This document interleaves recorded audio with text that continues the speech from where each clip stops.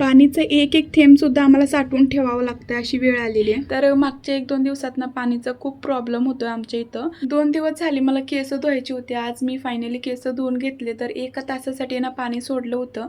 तर मी पाणी ना स्टोअर करून ठेवलेलं आहे. तर स्टोअर करण्यासाठी ना आमच्यापाशी ड्रम वगैरे असं काही नाही, कारण ना कंटिन्यू पाणी असतं आमच्या इथं, असं प्रॉब्लेमच होत नाही. पण कधी कधी हा प्रॉब्लेम फेस करावा लागतो.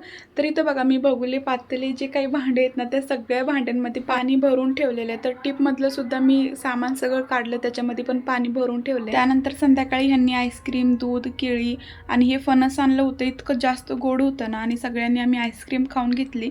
तर ह्यांना तर आईस्क्रीम आवडत नाही, सो मग त्यांनी फणस खात होते. आणि बुग्गूने बघा किती राडा केलाय, हात कपडे सगळी भरवली होती. आणि बुग्गूला तर आईस्क्रीम एवढी जास्त आवडते ना, त्याने एका मिनिटात चहा संपवली होती. आणि फणसच्या आतले बिया असतात ना, त्याच्यामध्ये ना थोडं मीठ टाकून शिजवायचं, खूप छान लागतं खायला.